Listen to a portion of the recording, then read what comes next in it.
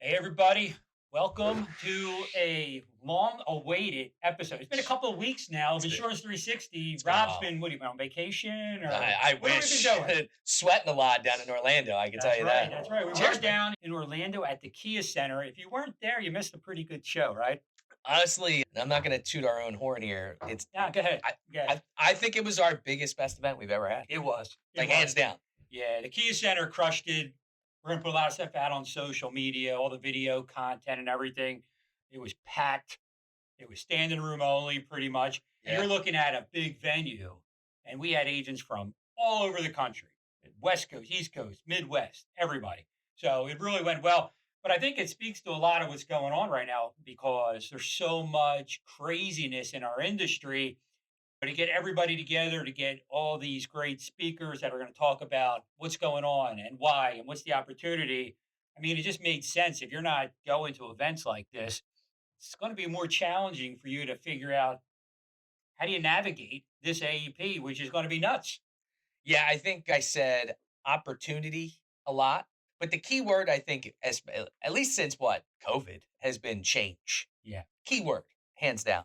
And here's another year, and we got a lot of change. We're seeing it, and it's still coming down the pipeline as we see these emails. I dread seeing some of the carrier emails now. I'm like, please don't be another one. Please don't be another one. And it's just an update. And I'm like, yes, okay, we're good. Yeah, we're okay. exactly, We're in the green. Exactly. So that's why we feel like this is a really important episode. So in thinking about getting ready for AEP in this kind of year, we were able to get the one and only Bobby Medicare Bob on with us today. So not only is it the Bob and Rob, but now it's the Bob, Rob, and Bobby show this week. So Bobby, thanks for jumping on with us, man. I know it's kind of crazy, probably your world too. Yeah, absolutely. And I appreciate being here and appreciate you guys. And yeah, anytime I can join a Bob and a Rob, life is good. Yeah. Yeah, 100%, man. 100%. Yeah. So we were down in your neck of the woods last week. We were down in Florida doing our meeting. Agents, there's tons of questions. And some of the issue is right now, we don't have a lot of answers. But let's start first with your background. I mean, you've been doing this for a long time, right? You started with Transact, right? You were working there for a couple of years and you're like, listen, I can do this. I can go out and replicate and do it better even. And you started your organization and you've been doing this for what, 15 some odd years now, if not more? Got in the business in 2009 and I was a telesales rep selling Mutual of Omaha Medicare supplement plans for Transact. And then in 2012, opened up Senior Healthcare Direct, Medicare Bob's office. And in 2020, joined AmeriLife as a partner and scaled the agency. And in 2023, joined an executive role with Scotty Elliott's team as a senior vice president at AmeriLife. And it's huge. A lot of us have been around and every year we talk about the changes, the final rules have been kicking us in the butt every year, the last couple of years. And we knew the Inflation Reduction Act was going to have a big impact. We saw that coming. And then last minute, the government obviously gave the big kickback. Bit of a bailout. Yeah, the bailout on that so that the Part D year, premiums in an election year didn't triple. So they threw billions of dollars with a B, billions of dollars at offsetting the cost. But now we're really seeing the impact this year. So the non-commissionables, the plan changes, the SARs. Do you agree we haven't really seen this type of impact that we're going to have this year? I think it's going to create some opportunity, which I know Rob's talked about, and it will. A little too much. Yeah, there's not a better time to get in the business, right? A lot of us that have been in the business, while we have to try to grow our business while maintaining our current customer base as well. But I think the main challenges we're seeing here is our carriers are not making money. If you follow their stock prices, which is the publicly traded ones, that's who they answer to. And so we're a sales distribution channel for a partner that is struggling. So what can we do to help them and to where they don't have to decommission plans? And that's helping them target the plans that help them make money. So they've identified PPOs are hard for them to make money. And so the majority of the plans that I've seen that are being decommissioned are PPO plans. So what does that mean? It means you're going to have to meet with those PPO clients and either get them over to an HMO plan, which I think is actually not as a scary conversation as people think. I think if you came from the med sup market into the Medicare Advantage space, PPOs were an easier transition. But the networks now, it's not our grandparents' HMO where you only have to go to 5 or 6 doctors. Like if you really investigate the networks, HMOs, a lot of them even have national networks. So I think as an agent, really to deal with the decommission plans on the PPOs, really educate yourself on what is an HMO network now so that you can help ease that pain to that beneficiary and move them over to an HMO and help them understand that it's not what it used to be. Yeah, no, it makes a lot of sense. And we actually had some conversation with our carrier partners and their leadership. And where we're seeing a lot of the turmoil, I think sometimes it's good to know the why, right? So you talk to the carriers, and to your point, what are the profit margins on a Medicare Advantage? 2-3% to the carriers. I mean, they're not, it's a volume business. They're not hurting, believe me. They have big volumes. Obviously, the penetration is growing, 34 million people in MA, all that good stuff. But profit margin in general is pretty low. You throw in the issues that they're having really with networks. And that's where you see a lot of the carriers, it's the same areas that they're pulling back on. And they're talking about the network issues. So you got that battle going on there. Something's got to give. Well, that's where they can take some of the power back on the HMO. So on a PPO, they don't have the authority to manage that care. Medicare Advantage is supposed to be managed care. Now, the money's been flowing so great for the carriers. The star ratings were all doing well. So when you have a lot of money flowing in, and you also can only make so much money due to a loss ratio, you can manage some PPO business. And I think that COVID, there was an underutilization due to COVID. Now, I don't know why they didn't plan for an overutilization once COVID opened back up and the world opened back up, but they didn't do that properly. So now we're seeing people are overutilizing, which is a good thing, right? That's why we have these insurance plans. But the carriers are now like, okay, if we can't do true managed care, we have a challenge. And so that's why you're right. I think that you're seeing the same providers and the same doctors that are having these PPO plans not working with the carriers to the level that they need them to have those plans be profitable. So what are they doing? They're decommissioning them. Now, I would like to challenge the carriers, build the plan to be profitable and let us go sell it. Like I don't like, now I know it's a blind bid and there's people smarter than me that do these bids. So I get it. I'm a sales guy. But to me, I just don't like that they do their bids through April, May, June, July, and then their answer to that plan is let's not pay people to go sell it. We're salespeople. I would just like the carrier partners, which I've voiced this to them, is don't have the decommissioned be suppressing it in Sunfire or making it a paper app. Like all those things are disruptive to sales. If we would just do a better job on designing the plan to be profitable for you, do that part. Let us go sell, in my opinion. Yeah, no, it's great. And we're hearing that with all the conversations talking about the utilization from COVID. You feel like they should have seen some of that coming. And something you mentioned there, I don't think a lot of people even realize the loss ratios. The carriers are required to have so much of a loss ratio based on the dollars that are flowing. And what is it, 85%, I think is a required loss ratio for the plan. So there are all these moving parts when it comes to the bids and those kind of things. But you're right. I think the carriers go into this trying to create a good plan. If they would also just keep in mind, hey, it makes sense that we get the agents paid on what they're doing and create the plan that's going to work. That's the way you have to go about it. Yeah. You also have to look at it this way. I do think there is some positives, though. Although the focus might be trending towards the HMOs, you also have value-based care that has finally become more of a thing, right? We're starting to have multiple doctors and they can see them for multiple things. And I think as value-based care continues to grow, it's going to only add better elements to the HMOs as they continue to grow at this point, because I don't know who's going to release a PPO at this point. That's like a death sentence there. If we're being transparent, like the plans got really rich. Like it was a race to get out who could have the best, and even Medicare Advantage, we can't say best, but the most comprehensive, the strongest ancillary benefits. A couple of years ago, you could get golf clubs with your Advantage plan, right? Which I get the argument, healthy lifestyle. Pet boarding. Right. pet boarding, you know, Yeah. like, So I think you're going to see the benefits stabilize.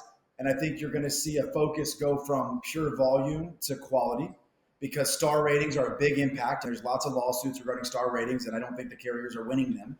So I think you're going to see a lot of focus on quality. So what does the future hold for us in Medicare Advantage? It's how do we partner with the carriers as they stabilize their benefits and build their plans and help them bring the plans that make them money to them, which to me is managed care, like you said, probably HMOs, not PPOs.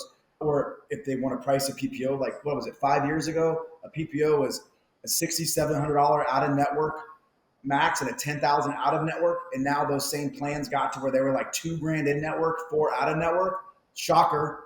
That doesn't make money, right? Yeah, there you go. So I think if we can help them do that and educate the customers again on what an HMO really is now, and like you said, activate the value-based care and activate some stronger quality on our enrollments through compliance and really on the advertising side, I think you're going to see the carriers really lean on us because it's going to be a team effort to bring in quality enrollments. And what is a quality enrollment? It's educating the customer on and helping them find the right option for them. It's building value on that value-based care and activating their benefits. It's making sure they understand the plan they enroll into and make sure that they lean on their primary care doctor, help them schedule that first doctor's appointment, help them activate the benefits, educate them on how those cash cards work. So many CTNs come because, or the Part B rebate, for example. Part B rebate's a great benefit, but I don't think the average agent realizes that it takes 60 to 90 days before that customer sees that Part B rebate. So a lot of times the CTMs are calling Medicare because they're being told that they're going to get this $100 rebate, but the first 2 months happened and they didn't see it. So I think distribution leaders, we got to help our agents, empower them, and then we got to educate the customer and bring quality business to the carrier. Great point. And as we're recording this, right as we're getting into the AEP season, there's going to be a lot of changes in the plans and certainly going to be some things you're going to have to work with your existing book with. And you're probably going to have to spend a lot of time with your existing book, maybe even more so than you would like. So telesales. When you're working with your existing book, I know a lot of agents, and I agree, I love the face-to-face aspect of it, but there's so many things you can do with the technology and telesales now where you're on the phone, you're using whether it's an AI technology as part of your CRM platform, you're reaching out to them up front saying, hey, your plan's going to change. We need to talk. We've got to get ahead of it a little bit, right? And the technology is a great way. If you've got a book of business 500 or more, you've got to have something because you're not calling all these people on your own and still managing your business correctly, whether you're taking advantage of the technology or you're using an assistant, you got something to help you out there. So it's going to take investment. as we're talking about this, Bobby, with the technology that's out there, what are you seeing really as some best practices? So the agents, should they all be using a script? And what's the compliance behind it? Because there are some steps you have to take a little bit different, right? Well, if it's your existing customer, you can call them outbound. That's not a problem. You can email them. You have consent to contact. It's not a lead. It's your current customer. So I think where a lot of agents make some mistakes is I don't think they leverage October 1st through October 14th properly in a couple different ways. So you're allowed to talk about existing plans and communicate about the new plans come October 1st. So if it's me, I want to leverage October 1st to the 14th to try to reach out to as many of my customers as I can. Now, through technology, I did that via email and a schedule. You can send an email to them, take them to your website, have them schedule a time and book it right to your calendar. Okay, there's tons of apps. You can Google calendar apps and email your CRM. If it doesn't do it, there's tons of email partners you can use. MailMonkey will do it for you or whatever it's called. So I would leverage email to schedule appointments if I can, if my book's 500. But I would make my availability October 1st to the 14th to actually have a conversation and identify which plan is the right one for them. And then I would schedule the enrollment between October 15th and November 1st, but I wouldn't do it in prime time. So if I'm somebody who's a local agent and I know I'm going to go do seminars or I'm in a center from 9 a.m. to 3 p.m. or I'm at a Walmart or whatever I'm doing to generate new business, don't occupy your prime hours re-enrolling your existing customers. So maybe 6, 7, 8, 9 o'clock, you have 4 appointments between October 15th and November 15th. If you already did your homework, October 1st to the 14th, schedule those enrollments on the phone even if they're used to doing it in person, in my experience, once you've enrolled them in person once and they like you and they're comfortable with you, make it really easy for them to enroll over the phone. A couple real quick for compliance when you're going to do an enrollment over the phone. Make sure you record your calls and store those. Make sure you identify yourself as a licensed agent. Make sure you tell them the call is recorded. Make sure you go over their doctors, their meds, the summary of benefits, and then make sure they're calling you back to do the enrollment because it has to be on an inbound call. And just make sure you capture their intent to enroll. And it's really that simple. If you have Sunfire or Connecture, you can either do a full telesale enrollment or you can email them the link where they sign in and check a couple boxes and they enroll. Yeah, that makes a lot of sense. And what would you think? So let's start with the existing clients. Doing what you said, and we're talking to them on the phone. Is this the year for Ancillary as part of that conversation?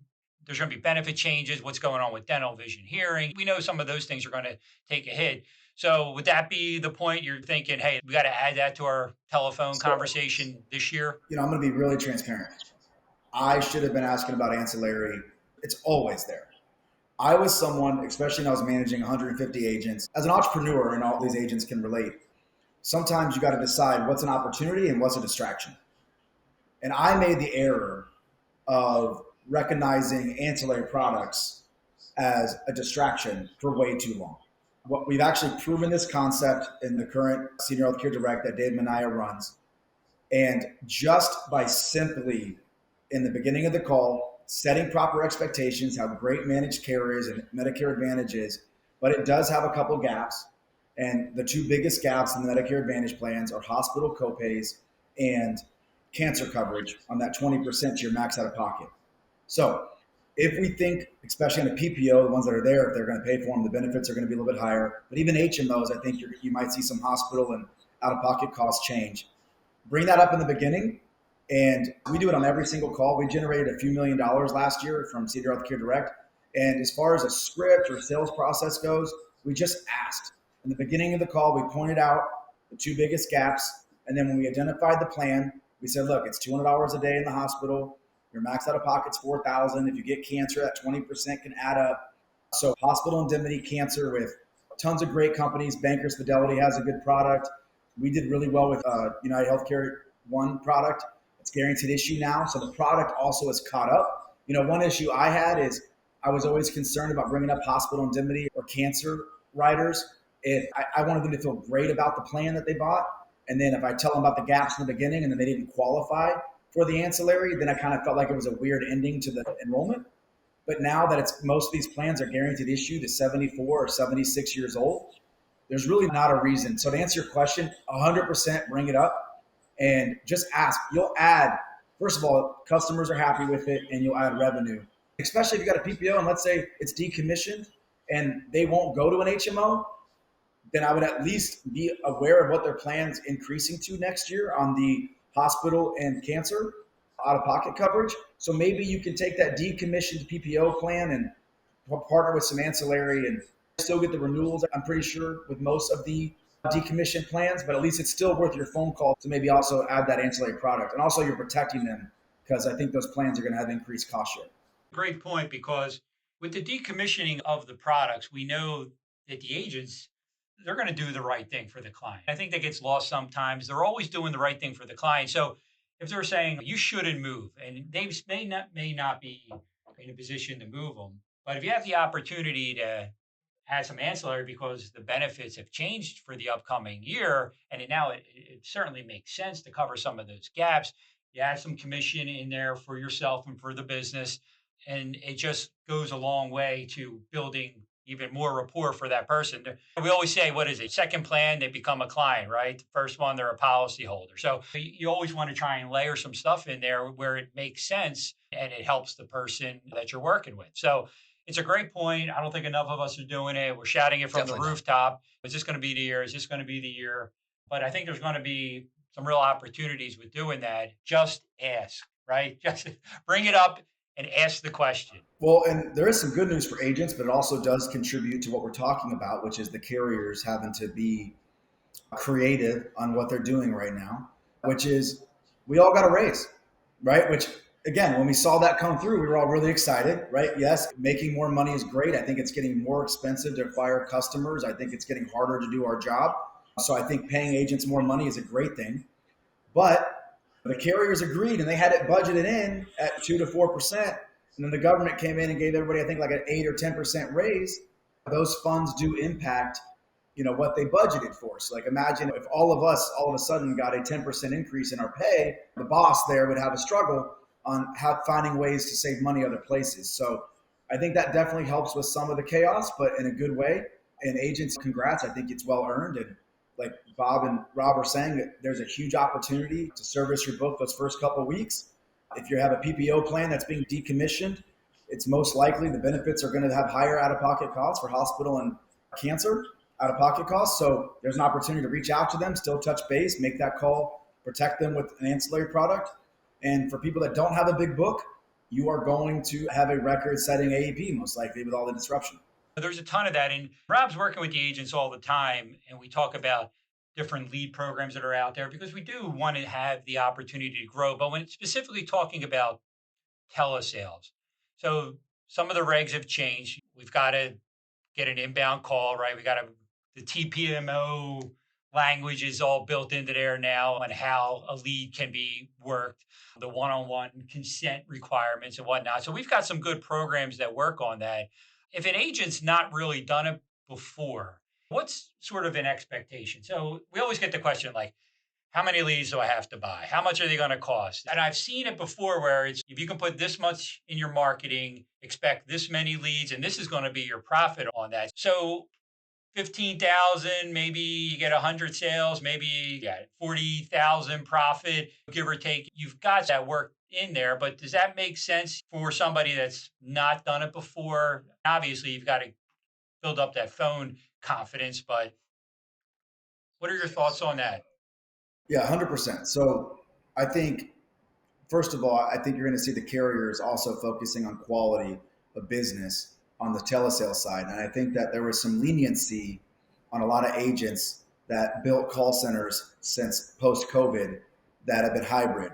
So I would anticipate from my conversations with the carriers that starting next year, we're going to have to start actually shifting people to call center contracts probably.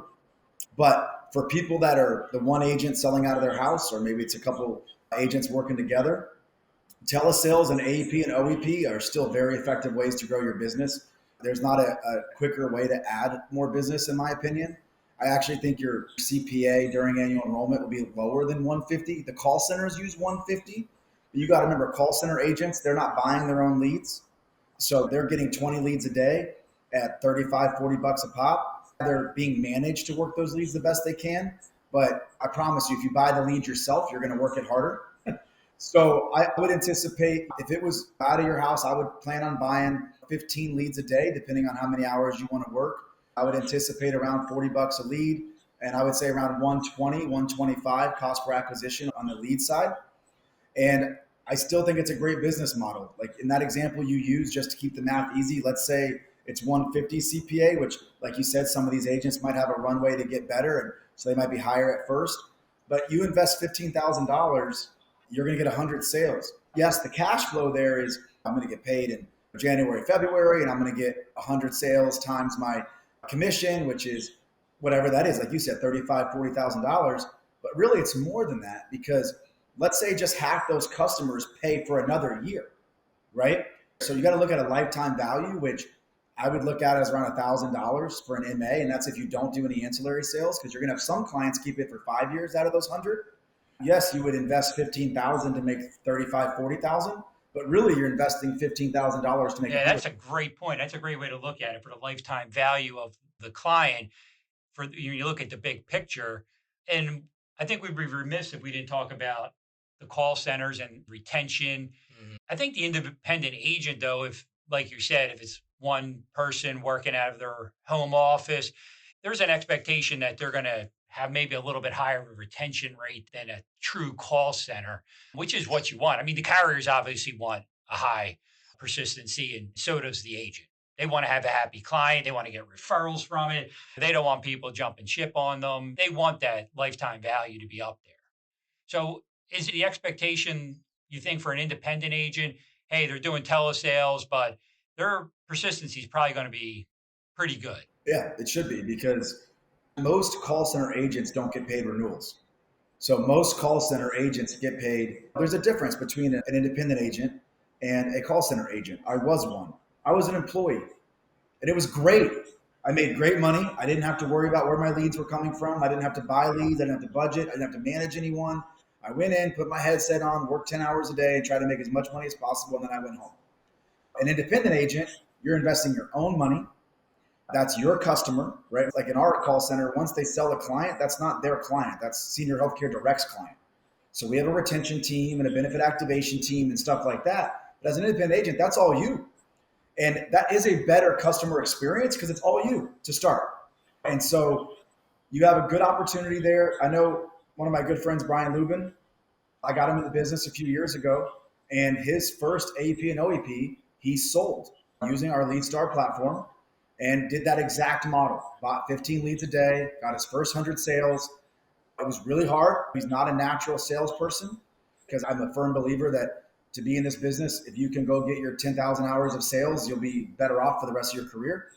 And he ended up building an agency and then also partnering with AmeriLife. So it's a great opportunity. AEP and OEP, I'm still a firm believer in telesales for individual agents and call centers. I do think we're going to have to figure out for like Senior Healthcare Direct, our call centers. And if you have a call center and you're listening, we got to figure out April through September. Because with the loss of LIS SEP this year, we've all definitely felt it. The carriers, again, due to quality, are going to crack down, and they already are, on misuses of SEPs. So the disaster SEP, did you get Braille? That stuff's going to get cleaned up as it should. So if you do own a call center, I would encourage you to think creatively. How are you going to survive April through September moving forward? Yeah, that's a great point. So this year we've been talking about the SNP a lot because of the rule changes. Have you seen, or do you think more telephonic agents are going to take a look at that off year selling, but maybe with the CSNP, which seem to be coming out a lot more? Is that realistic to think that's a little bit of an opportunity there for that off season, rest of year, we'll call it? I think the carriers have to solve for the physician requirement. Voice this. Carriers want CSNP business. That is a popular direction that the carriers want. So if you're a broker or agent, you're asking, well, why do carriers want CSNP business? They get higher reimbursement rates, just like they do on duals. However, duals, what we've seen, have a lower persistency. It feels like there's this pond of dual eligibles that will respond to very easy marketing. So April to September, these call centers have all been chasing the same people in the same pool, and it's really been not a good experience for the customer. It's been ineffective for the carrier and even for the agents. You enroll somebody last year in May, and then come July, they're being targeted by somebody else. So CSNP is stickier business. It's same reimbursement or higher reimbursement rates as duals. So how do we get more CSNP? It's great the carriers are rolling out more product there. Fantastic. But for a call center to actually be able to operationalize that, we need technology and regulation to either, for those of you who don't know, on a chronic plan, you can submit a chronic special needs plan, and then you got to get a document filled out by the physician. Physician groups do not prioritize that document. So if that document doesn't come back, I think it's 10 days. I could be off there, but I think it's close to that. Then the person gets kicked off the CSNP plan. Well, that's a bad experience for the customer, which leads to CTMs, which lead to lower star ratings and agents getting terminated because I enrolled you in a CSNP plan, and because your doctor didn't fill out the form, now you're kicked off. So how do we solve for that? There's got to be technology. Medicare supplements, for example, leverage the MIB or Part D report. Why can't we do that on the MA side? Why can't, if you take a diabetic med, you qualify. If you take a heart med, you qualify, right? I'm sure the carriers have reasons, but that's where I would challenge the carriers. Distribution wants that. We want to enroll people in those plans. We think it's going to be a great experience. We know it's good for the carrier. I need the carrier to solve for the post-enrollment process of getting that business approved. What you just said, I don't think I've heard that before, but I feel like that's genius. But it's so simple because the carriers, for life insurance, for Medicare supplement, they know how to do the script checks. They've Yeah. already got the system set up. In the life insurance final expense world, they're checking those in minutes and Not to mention, making a determination. And so if you're doing a diabetic C-SNP plan, it's not that hard to check if you're on a diabetic med, right? Yeah. easy. Not to mention, if you have dementia and you're on a dementia med, Yep. they're real quick to decline you. Yes. So there's got to be some give and take. There must be a so that's a great regulation point. there. There must be a regulation there. I don't know what it is. And I know there's some challenges like Ozempic, for example, can be taken for weight loss. I'd be interested to see how many 75-year-olds are taking Ozempic for weight loss. And even if they are, doesn't that make them healthier and still a diabetic med? So maybe you require 2 diabetic meds. Maybe it's got to be an insulin and metformin or something. And even if that solves for 75%, like MedSup and Final Expense does rapid checks, you get a rapid decline or approval with most MedSup and Final Expense carriers, like you said, within minutes. And then there's some that have to go to underwriting. Well, why can't we do the same on the chronic plan? That's a great point. I'm stealing that idea and I'm going to propose it to all of the MA companies out there as my own. Don't tell anybody. Hey, if all the Bobs come together, we can run the world. That's right. Bob, and Bobby. Yeah, no, that's great. So we're coming into AEP. Bobby, we've got a lot of moving parts, tech, telephonic. Make sure we're utilizing the 1st to the 14th. Take advantage of the off hours for your existing clients. But there's opportunity. So I think we'd be remiss to say the opportunity to grow your business isn't there. So for the agents, we've really got to make sure they planned well. LeadStar, great program. You mentioned them. I mean, we've got a ton of utilization going into the leads there. We've got how many webinars we have set up for them in the next couple of weeks? I'm packed all the way through October at this point. Yeah. So you want to jump on a webinar, easy. Yeah, just talking about LeadStar, and it's powered by Enroll Here. Senior Healthcare Direct, for example, we manage 20 different lead vendors, and we performance manage our lead vendors. Okay? It's not just on a cost per acquisition. We monitor rapid disenrollments by vendor. We monitor CTMs by vendor, because for a quality enrollment to get all the way to a quality customer, it actually starts sometimes right as the lead's being generated. We've seen it. There is a difference in lead where you buy it on how it performs. Not just close rate, but post-enrollment.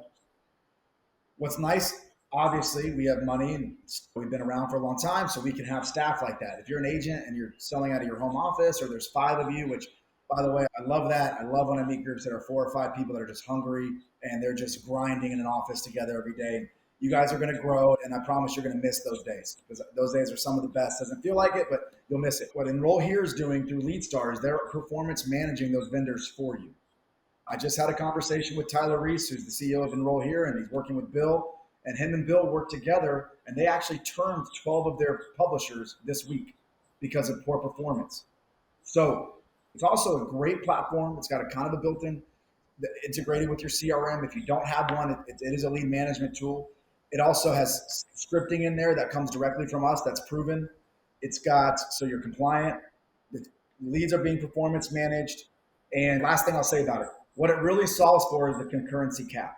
If you're an individual agent, you can't go buy from the same vendors, because the vendors won't send you leads. Because if you don't take enough leads, then they won't sell you leads, because they'll just give it to the guys that can take it. Enroll Here, LeadStar treats all the agents on there as one buyer. So you're able to just turn on a button and you have a lead and you have a conversation.